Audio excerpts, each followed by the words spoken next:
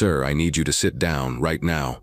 The flight attendant's voice was a thin, brittle thing stretched to its breaking point by panic. She stood in the aisle of the Boeing 777, her arms held out as if to ward off a ghost. Harold Lawson, 83 years old, did not move. He remained standing, a small, still point in the swirling chaos of the cabin. His eyes, the color of a faded sky, were not on the flight attendant, but on the flickering emergency lights above her head. The man beside her, a federal air marshal in a rumpled suit, stepped forward. His face was a mask of strained authority. "You heard her, old man. Park it. This is a federal situation." His hand drifted instinctively toward the bulge under his jacket, a gesture meant to intimidate. Harold's gaze shifted, meeting the marshal's for a brief, unblinking moment. There was no fear in his eyes, only a deep, weary calm that seemed to unnerve the younger man even more. The situation had deteriorated quickly. A sharp, acrid smell of burning electronics, a sudden lurch, then a cascade of failures. The cabin lights flickered and died, replaced by the eerie orange glow of the emergency strips. The in-flight entertainment screens went black, but the most terrifying silence was the one from the cockpit. For 10 minutes the flight crew had been trying to raise the captain. Their increasingly frantic knocks on the reinforced door met with nothing. The plane was a ghost ship at 37,000 feet, and the passengers were beginning to come apart at the seams. A woman in the row behind Harold was openly sobbing. A businessman was shouting into a dead cell phone. The air was thick with the metallic taste of fear.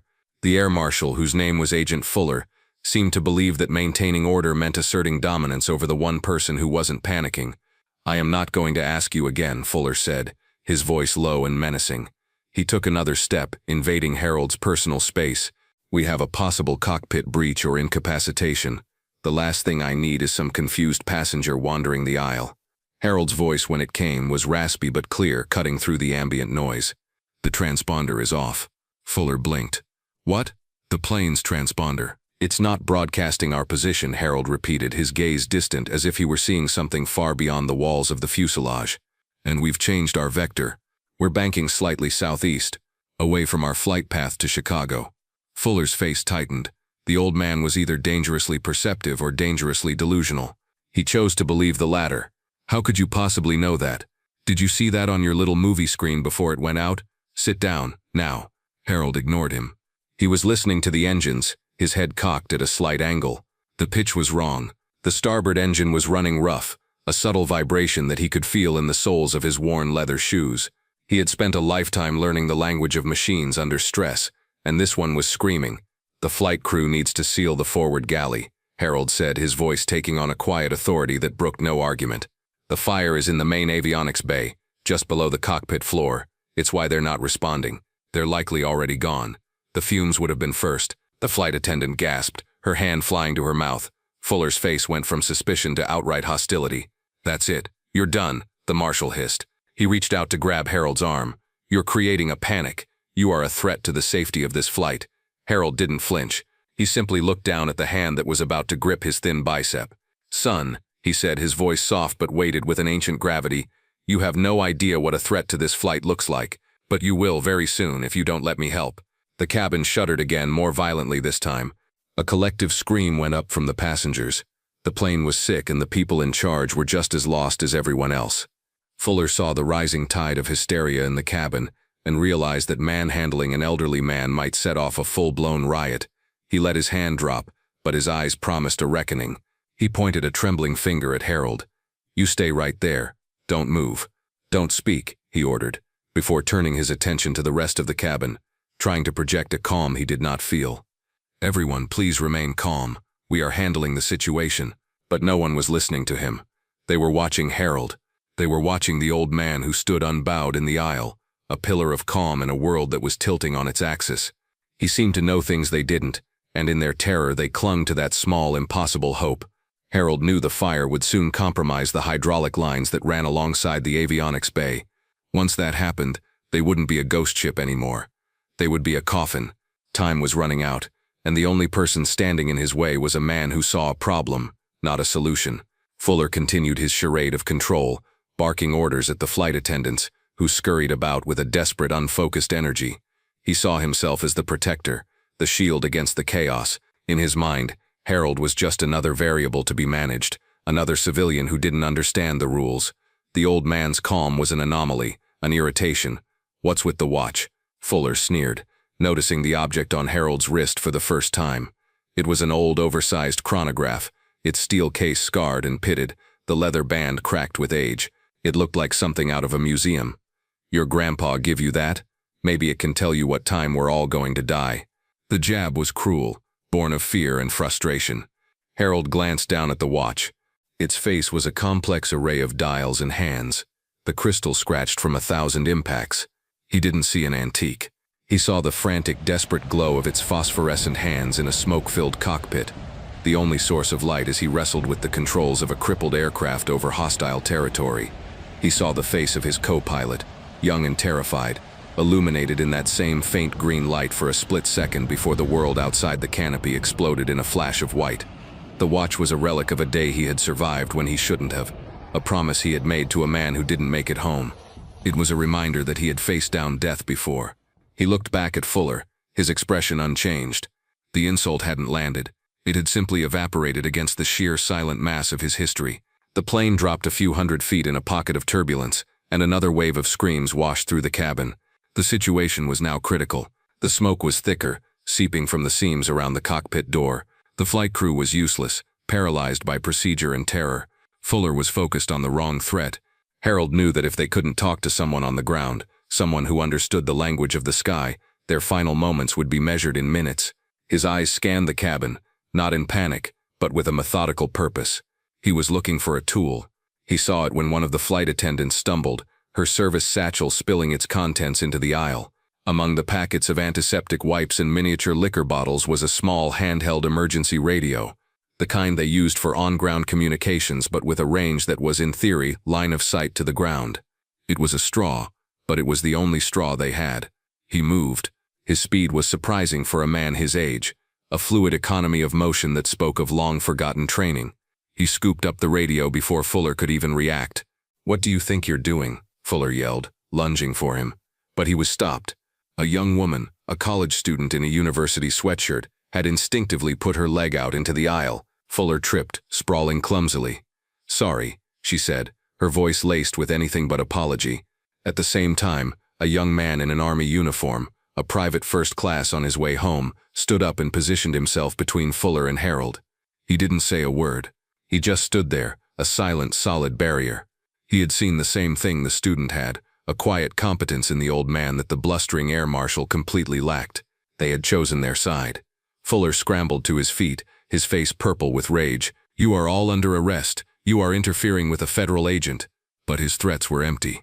Harold had already turned away, the small radio in his hand. He was fumbling with the dials, his old fingers struggling with the small knobs. The army private leaned in. "Need help with that, sir?"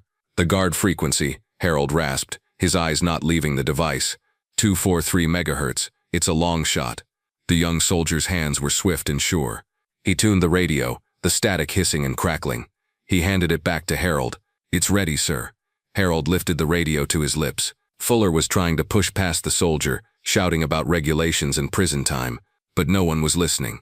The entire cabin was silent, watching the old man with the radio. They were all holding their breath. Harold pressed the transmit button. His first words were lost in a burst of static. He tried again, his voice now a low, powerful command that seemed to come from another man, another lifetime. "Mayday, mayday, mayday. This is civilian flight 739er. Any military asset on guard. Do you copy?" He paused, listening to the static. Nothing. He took a breath and tried again, this time adding the 6 words that would change everything. "Requesting immediate assistance. This is Ugly 6. I repeat, Ugly 6 is on board and assuming command." The call went out into the vast, indifferent sky, a ghost calling out from a dying machine. At the Air Route Traffic Control Center in Aurora, Illinois, the world was an orderly series of green blips on dark screens. But one blip was missing. Flight 739 had vanished from their scopes 10 minutes ago, a ghost in the system. The phones were already ringing, a quiet panic building among the controllers. Then, on a speaker reserved for the emergency guard frequency, a voice cut through the static. It was weak, garbled. A junior controller barely registered it, ready to dismiss it as atmospheric noise.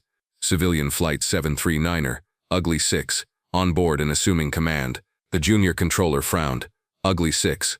What is that, some kind of prank?"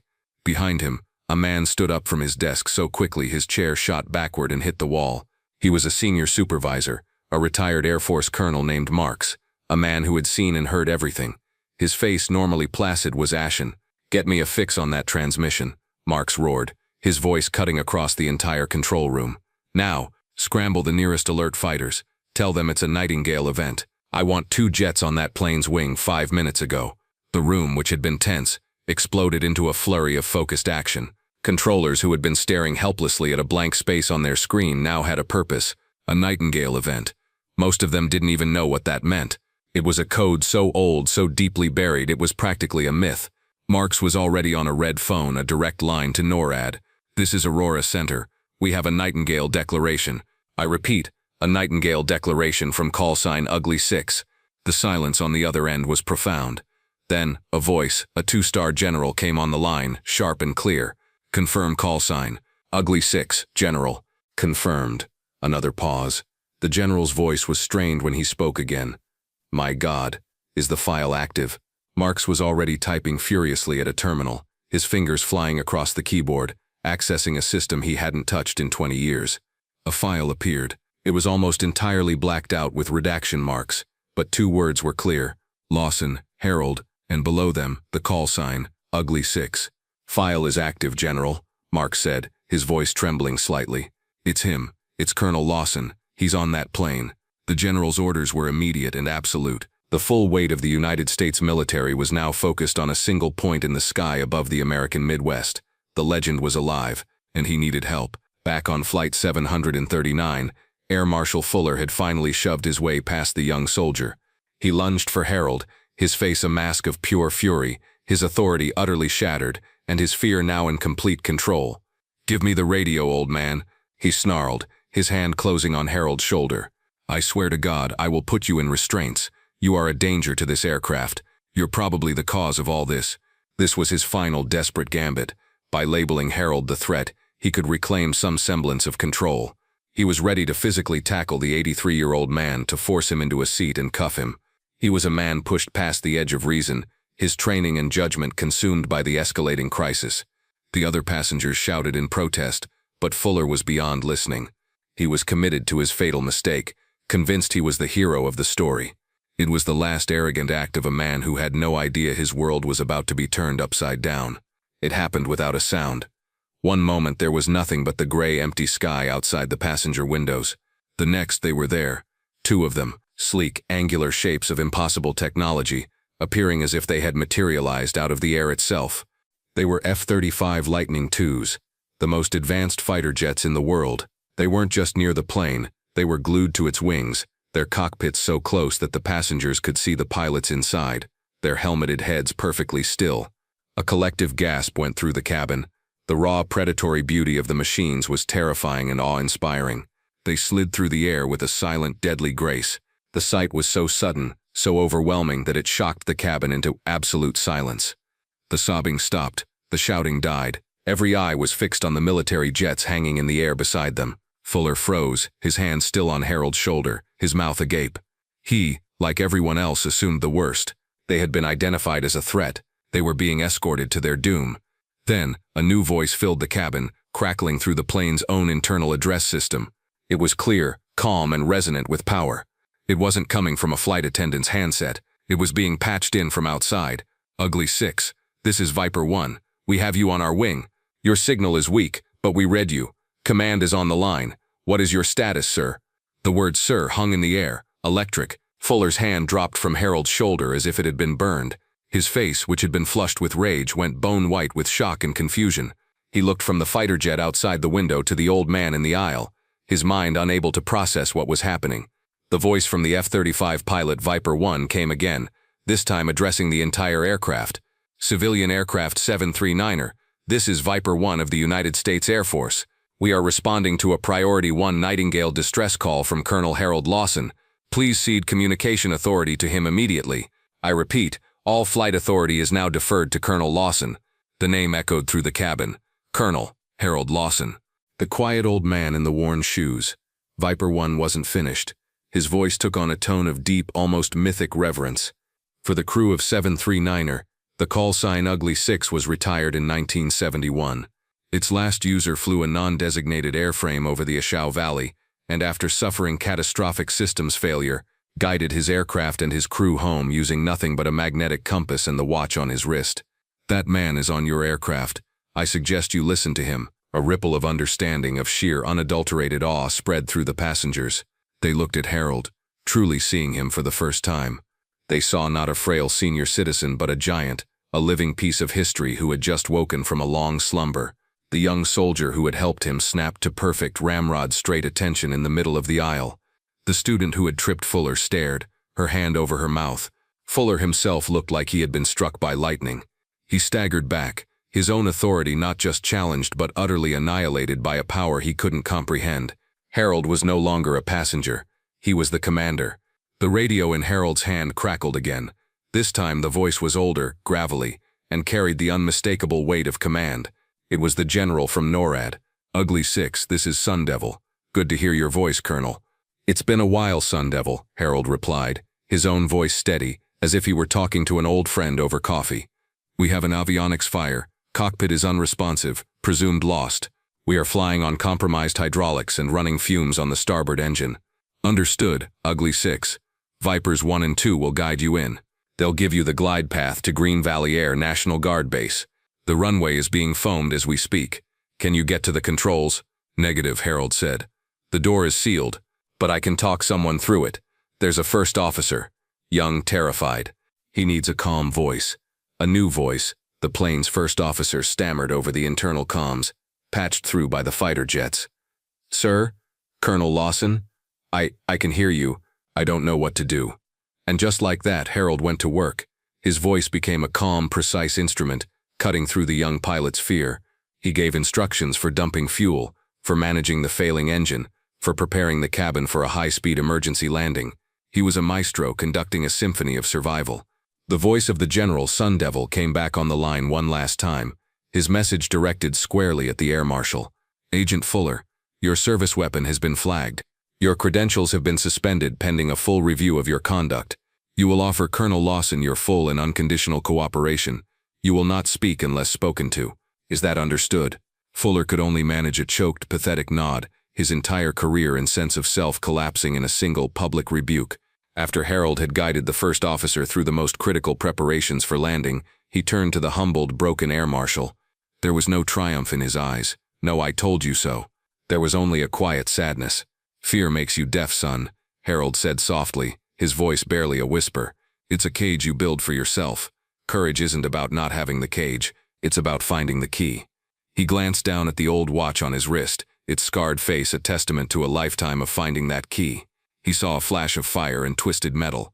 He was young again, hanging upside down in the cockpit of a strange bat-winged aircraft that was never supposed to exist.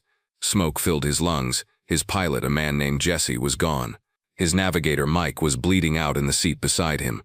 It was Mike who had given him the watch a week before. For good luck, he'd said. As Mike's life faded, he had grabbed Harold's arm. They called us the Ugly Six because there were 6 of us, and the bird was ugly as sin, he'd coughed, blood on his lips. But you get them all home.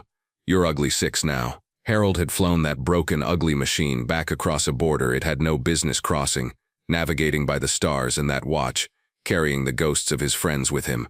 The call sign was a burden, a promise, and an honor. A piece of his soul he thought he had buried forever. The landing was violent, a bone-jarring, screeching arrival as the crippled 777 hit the foam-covered runway at Green Valley. But the fuselage held, the landing gear held. Harold's instructions, relayed from the aisle to a terrified first officer he had never met, had been perfect. As the plane slowed to a stop, surrounded by a sea of fire trucks and emergency vehicles, a profound, breathless silence fell over the cabin. Then, someone started to clap. The applause grew, swelling into a thunderous, tearful ovation. It wasn't for the pilot. It was for the old man who had refused to sit down. When the emergency slides deployed and the doors were opened, the first person to come up the steps was not a paramedic, but the 4-star general from the radio. He ignored everyone else, his eyes scanning the cabin until he found Harold. He walked down the aisle, the clapping falling silent once more. He stopped in front of Harold, his back ramrod straight, and rendered a salute so sharp, so precise it seemed to cut the air. Colonel Lawson, the general said, his voice thick with emotion. It is an honor, sir. Harold, the unassuming hero, slowly, wearily returned the salute. In the weeks that followed, the story of Flight 739 became a quiet legend. The FAA and the Air Marshal Service launched a joint investigation. Agent Fuller was reassigned to a desk in a basement office pending his forced retirement. A new training module, unofficially called the Lawson Protocol, was developed, designed to teach federal agents and flight crews how to identify and utilize unconventional assets during a crisis, how to look for the quiet competence instead of the loud authority. The airline sent Harold a formal letter of apology and offered him free flights for life. He politely declined. One rainy Tuesday afternoon, Harold was sitting in a small coffee shop near his home, reading a newspaper. The bell above the door chimed, and a man walked in, hesitating just inside the doorway. It was Fuller. He was no longer wearing a suit, just a plain polo shirt and jeans. He looked smaller, diminished. He walked over to Harold's table. "Colonel Lawson," he said, his voice quiet. Harold looked up, his expression neutral. He simply nodded. "I wanted to apologize," Fuller stammered, twisting a napkin in his hands. "What I did, how I treated you, there's no excuse. I was scared, and you were right. I was in a cage. I'm sorry." Harold folded his newspaper and set it on the table. He gestured to the empty chair across from him. "Sit down, son. Let me buy you a cup of coffee." Fuller sat, and for a long time, the two men just sat there in silence, as the rain washed the world clean outside, a quiet understanding passing between them, a lesson learned, a moment of grace offered and accepted. If this story of unassuming courage moved you, please hit the like button. Share it with someone who needs to see it, and subscribe to Veteran Valor for more stories of the heroes who walk among us every day.